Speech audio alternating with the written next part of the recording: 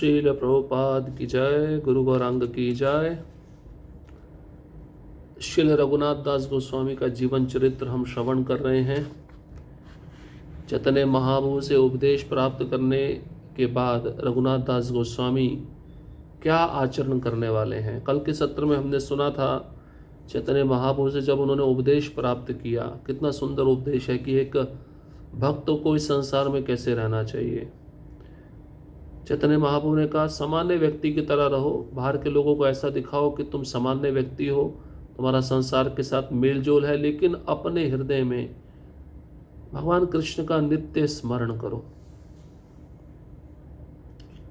और जब कृष्ण की इच्छा होगी, कृष्ण तुमको इस संसार के गहरे खड्डे में से निकाल लेंगे। ये रघुनाथ दास गोस्वामी को उपदेश दिए चैतन्य महाप्रभु। और एक भक्त को इस संसार में इसी तरह से रहना चाहिए।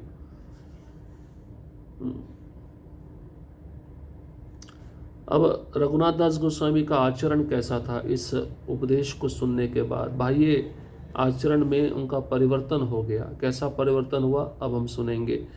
जब गृहस्थ जीवन के समय रघुनाथ दास श्री चैतन्य महाप्रभु से मिलने शांतिपुर गए, तब महाप्रभु ने अपनी अहेतु की कृपावश उन्हें योग्य शिक्षाएं दी तथा कथित वैरागी बनने के स्थान पर रघुनाथ दास महाप्रभु के उपदेशों का अनुसरण करते हुए अपने घर लौटे और विषयी व्यक्ति की तरह कार्य करने लगे। जैसे चैतन्य महाप्रभु ने कहा था वैसा ही रघुनाथ दास कार्य करने लगे। उन्होंने महाप्रभु के उपदेशों का अनुसरण किया। घर लौटते ही ऐसा दिखाने लगे कि मैं एक विषय व्यक्ति हूँ, एक विषय व्यक्ति की तरह कार्य कर रहा हूँ, संसार के कार्यों में लिप्त हूँ, संसार के लोगों के साथ मेरा बहुत अच्छा संबंध है। ऐसा आचरण वे करने लगे।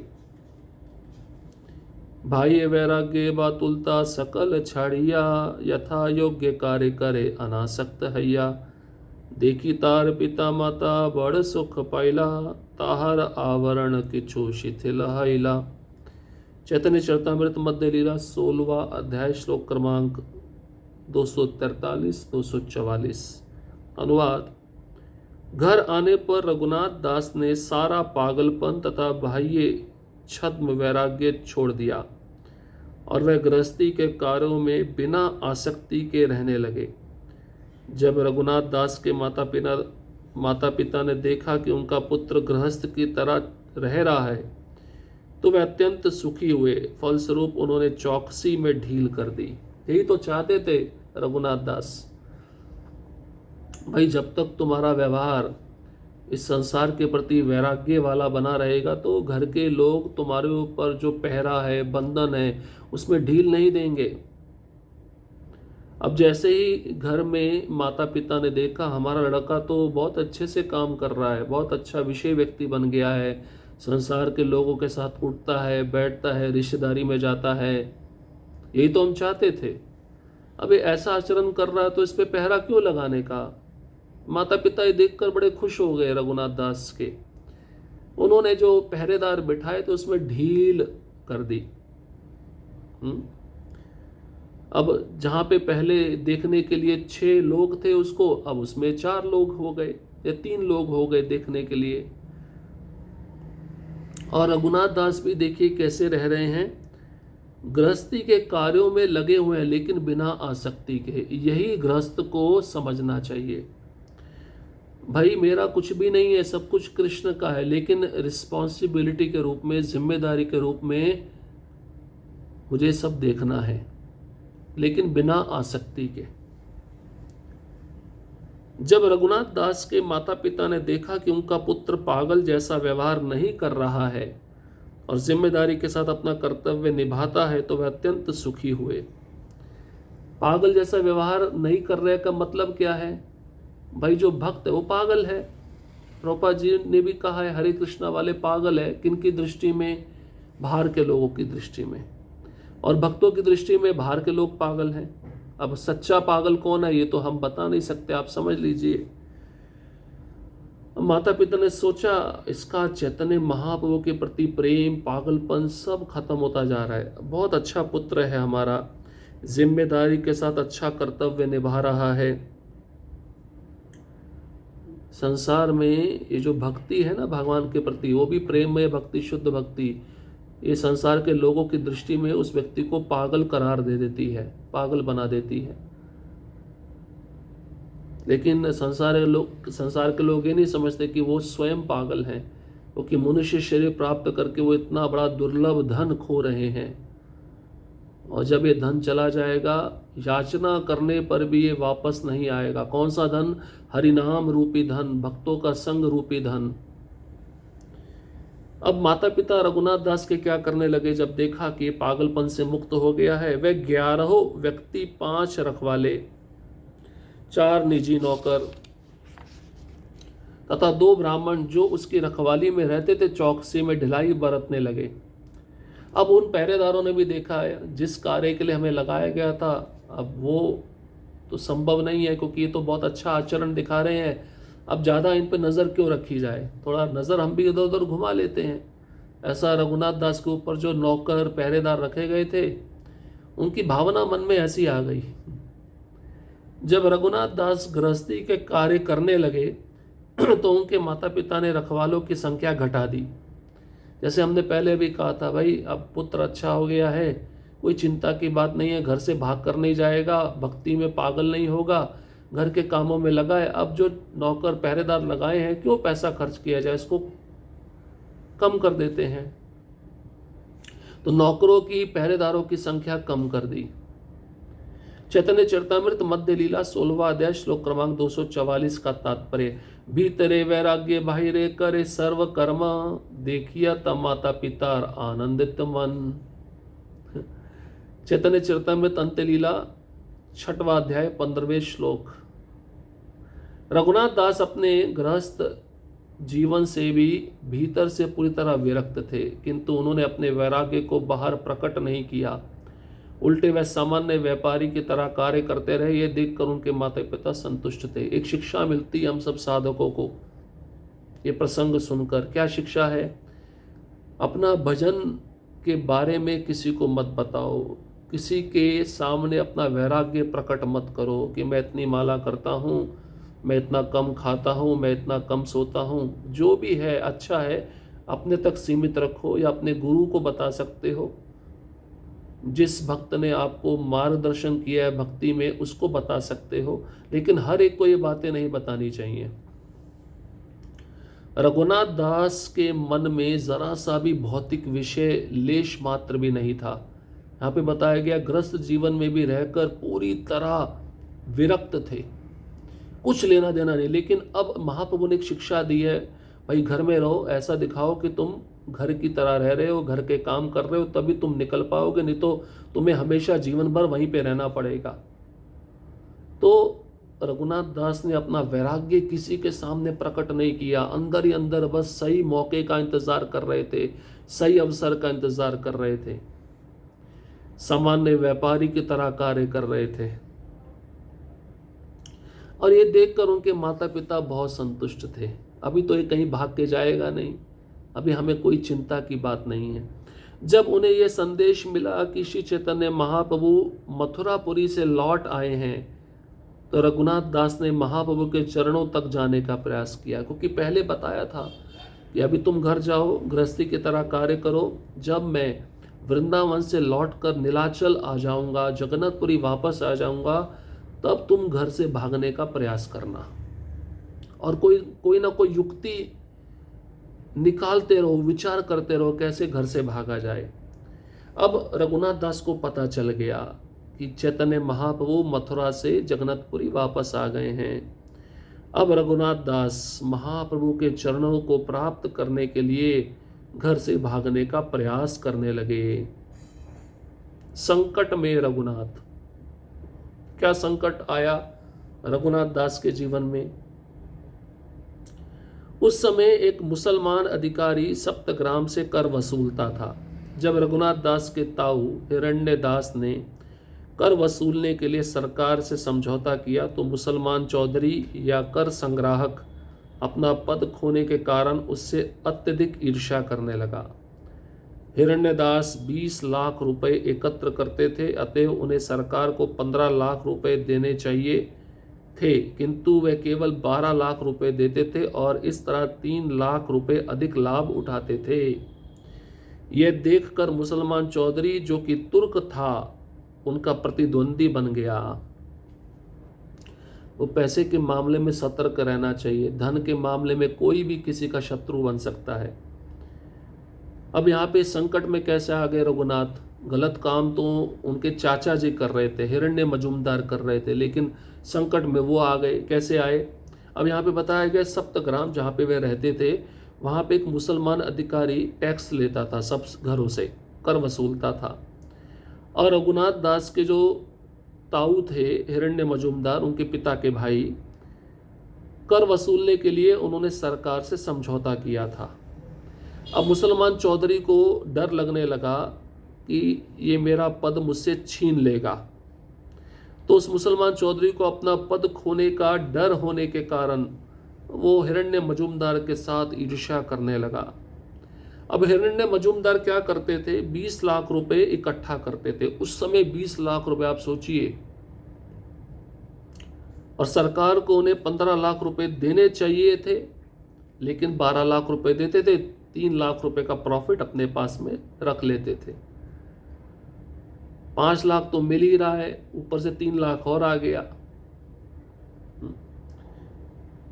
ये देखकर मुसलमान चौधरी, जो तुर्क था, उनका प्रतिद्वंदी बन गया, उनका दुश्मन बन गया।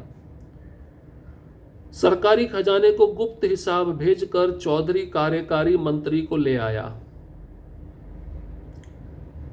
हिरण्यदास को पकड़ने के उद्देश्य से चौधरी आया, किंतु वे घर छोड़ चुके थे। अतएव चौधरी ने रघुनाथ दास को बंदी बना लिया। प्रतिदिन वह मुसलमान रघुनाथ दास की भर्त्सना करता और उनसे कहता, अपने पिता तथा उसके बड़े भाई ताऊ को ले आओ, अन्यथा तुम्हें दंड दिया जाएगा। अब वो चौधरी जो मुसलमान था, वो गया और सरकारी व्यक्ति को लेके आया। उसने बता भी दिया कि हिरण्य मजूमदार ऐसे ऐसे गलत काम कर रहे हैं, आपको कर मिलना चाहिए 12 लाख रुपए, 15 लाख रुपए, और दे रहे हैं आपको 12 लाख, 3 लाख का तो उनको अधिक लाभ हो रहा है। तो जब ये बात उन्होंने ऊपर वाले सरकारी अधिकारियों को बताई, वो भी आए, तो पकड़ना चाहते थे हिरण्य मजूमदार को, लेकिन वो घर छोड़ के पहले भाग चुके थे। वहां पे रघुनाथ दास था, बालक था, बालक तो नहीं था, विवाह हो चुका था। अब उन्होंने कहा कि अपने पिता और उनके बड़े भाई को लेकर आओ, नहीं लेके आओगे तो तुम्हें दंड दिया जाएगा। चौधरी उन्हें पीटना चाहता था, किंतु जब वह रघुनाथ के मुख की ओर देखता तो उसका मन बदल जाता और वह उन्हें पीट नहीं पाता था। निस्संदेह वह चौधरी रघुनाथ दास से भयभीत था, क्योंकि रघुनाथ दास कायस्थ जाति के थे। यद्यपि चौधरी उसे मुख से डांटता डपटता था, किंतु उन्हें पीटने से डरता था। कोई बड़े घर का लड़का हो, उसको पकड़ लिया जाए, उसको पीटने का प्रयास किया जाए, तो मारने वाला भी सोचेगा भाई मारना ठीक नहीं है, इसका बहुत बड़ा इज्जत है समाज में, सब लोग इसको जानते हैं। तो मुसलमान चौधरी पीटना चाहता था रघुनाथ दास को, लेकिन जब भी पीटने के लिए उनके मुख की तरफ देखता तो उस चौधरी मुसलमान का मन बदल जाता और वह पीट नहीं पाता था। अब चौधरी रघुनाथ दास से बहुत डरता भी था, क्योंकि रघुनाथ दास बहुत बड़ी जाति के व्यक्ति थे, बहुत बड़ी जाति से उनका संबंध था, कायस्थ जाति के थे। हमने पहले भी सुना, बहुत सारे ब्राह्मणों को उनके पिता सम्मान देते थे, रख रखाव करते थे, सब सुख सुविधा देते थे। तो उस मुसलमान चौधरी को डर था, अगर मैंने रघुनाथ दास को मारा तो सारे ब्राह्मण सब एक साथ इकट्ठे होकर मेरे खिलाफ कुछ आंदोलन छेड़ सकते हैं। अब चौधरी उस रघुनाथ दास जी को डांटना डपटना चाहता था, लेकिन उनके मुख को देखकर चुप हो जाता था, डरता था पीटने से। जब यह हो रहा था तो रघुनाथ दास ने इसका समाधान निकालने की एक युक्ति सोची। अतः उन्होंने मुसलमान चौधरी के चरणों पर यह अनुनय किया, हे महोदय, मेरे पिता तथा उनके बड़े भाई ताऊ दोनों ही आपके भाई हुए। सारे भाई किसी न किसी बात के लिए सदैव झगड़ते आए हैं। कभी भाई भाई परस्पर लड़ते हैं तो कभी मैत्रीपूर्ण व्यवहार करते हैं। इसका कोई निश्चय नहीं कि ऐसे बदलाव कब आ जाएं। इस तरह मुझे पूरा विश्वास है कि आज आप लड़ रहे हैं, किंतु कल आप तीनों भाई शांति से एक स्थान पर बैठे होंगे। देखो, संकट के समय बुद्धि का उपयोग करके धैर्य नहीं खोना चाहिए, विचलित नहीं होना चाहिए। यहाँ पे रघुनाथ दास को पता है मैं संकट में तो आ गया हूँ, लेकिन मुझे धैर्य बनाकर यहाँ से युक्ति सोच कर निकलना है। तो रघुनाथ दास उस मुसलमान चौधरी को कहते हैं, प्रार्थना करते हैं, महोदय मेरे पिता के बड़े भाई ये सब आपके भाई तो हुए ना, और सारे भाई किसी न किसी बात के लिए लड़ते रहते हैं, झगड़ते रहते हैं। कभी लड़ाई झगड़ाई होती है, कभी मैत्रीपूर्ण व्यवहार हो जाता है। अब इसका कोई निश्चय नहीं है कब बदलाव आ जाए। आज आप लड़ रहे हो, कल आप मित्र बन जाओ। मुझे पूरा विश्वास है कल आप तीनों भाई शांति से एक स्थान पर बैठकर बातें करोगे। आमी ये पिता तय छे तोमार बालक, आमी तोमार पाल्य तुम्ही आमार पालक। पालक हैया पाले रे ताड़ित्य न युजाया, तुम्ही सर्वशास्त्र जान जिंदा पीर प्राया। चैतन्य चरितमृत अंत्य लीला 6वां अध्याय श्लोक क्रमांक 27 और 28। जिस तरह मैं अपने पिता का पुत्र हूँ उसी तरह आपका भी हूँ। मैं आपके आश्रित हूँ और आप मेरे पालन करता हैं। पालनकर्ता के लिए शोभा नहीं देता कि अपने द्वारा पाले जाने वाले व्यक्ति को दंड दे। आप सभी शास्त्रों में निपुण हैं, निस्संदेह आप एक जीवंत संत के समान हैं। देखो कितनी अच्छी युक्ति सोची है रघुनाथ दास ने। वह कहता है जब आप मेरे पिता के भाई हैं तो मैं भी तो आपके पुत्र जैसा हुआ ना। जिस तरह मैं अपने पिता का पुत्र हूं वैसे मैं आपका भी पुत्र हूं, आप पे आश्रित हूं, आप मेरे पालन करता हैं। पालनकर्ता को शोभा नहीं देता है कि वह पाले जाने वाले को दंड दे। आपको शोभा नहीं देता है। रघुनाथ दास कहना चाहते हैं कि आप मुझे दंड दें। आप सभी शास्त्रों में पढ़े लिखे हैं, निपुण हैं। आप एक जीवंत संत के समान हैं, जिंदा पीर प्राया। आप पीर हैं, संत हैं। रघुनाथ दास की याचनापूर्ण वाणी सुनकर उस मुसलमान का हृदय पिघल गया। वह रोने लगा और उसके आंसू उसकी दाढ़ी से लुढ़क पड़े। मुसलमान चौधरी ने रघुनाथ दास से कहा, आज से तुम मेरे पुत्र हुए, मैं आज तुम्हें किसी न किसी तरह छुड़ा कर रहूंगा। मंत्री को सूचित करके चौधरी ने रघुनाथ दास को छोड़ दिया और तब उनसे अत्यंत स्नेहपूर्वक कहने लगा। उसने कहा, तुम्हारे पिता का बड़ा भाई तुम्हारा ताऊ कम बुद्धि वाला है। वह 8 लाख रुपयों का भोग करता है, किंतु क्योंकि मैं उसका भागीदार हूं अतः उसे उसका कुछ हिस्सा मुझे भी देना चाहिए। अब तुम जाकर मेरे तथा अपने ताऊ के बीच भेंट कराओ। वह जो भला समझता हो वही करे, मैं पूरी तरह उसके निर्णय पर आश्रित रहूंगा। अब छोड़ दिया उस मुसलमान चौधरी ने रघुनाथ दास को, और उसने ये भी कहा कि भाई आज से तुम मेरे पुत्र हो। रघुनाथ दास की वाणी सुनकर उस मुसलमान चौधरी के आंखों से आंसू आने लगे। वह आंसू दाढ़ी पर लुढ़क गए। और मैं तुम्हें आज छोड़ देता हूँ, लेकिन एक बात को समझो। मुसलमान चौधरी रघुनाथ दास को कहते हैं, तुम्हारे जो पिता के बड़े भाई हैं ना ताऊ, वो ठीक नहीं कर रहा है। वो सारा प्रॉफिट स्वयं खाना चाहता है, सारा लाभ स्वयं लेना चाहता है। कुछ मेरा भी तो हिस्सा बनता है ना उसमें। अब मैं तुमको छोड़ता हूँ, तुम अपने पिता के बड़े भाई ताऊ का भेंट मुझसे कराओ, और जो भी निर्णय होगा मुझे वो स्वीकार होगा। मैं उस निर्णय पर आश्रित रहूँगा। इतनी बड़ी रकम आप सोचिए। रघुनाथ दास ने अपने ताऊ तथा चौधरी की भेंट का प्रबंध किया। उन्होंने कलह का समाधान कर दिया और सब शांत हो गया। तो उस समय अगर रघुनाथ दास भी गुस्सा करते, लड़ाई झगड़ा करने का प्रयास करते, तो उनकी क्या हालत होती। बुद्धिमत्ता पूर्वक उस मामले को कैसे सुलझाया, भेंट करा दिया, मामला शांत हो गया। ले भाई मैं खा रहा हूँ तो तू भी खा ले। अब इस संसार में चलता है ना, अगर उसको नहीं खाने देंगे तो वो पोल खोल देगा, और जो हमें मिल रहा है वो भी नहीं मिलेगा। इसलिए ये सब संसार का नियम है। तो इस प्रकार से जो संकट आया था रघुनाथ के जीवन में वो चला गया। अब पलायन का प्रयास, अब भागने की कोशिश। कैसे कैसे भागते हैं, ये हम अब अगले सत्र में सुनेंगे। हरे कृष्णा कृष्णा कृष्णा हरे हरे, हरे राम राम राम हरे हरे। शील प्रभुपाद की जय, गुरु गौरांग की जय।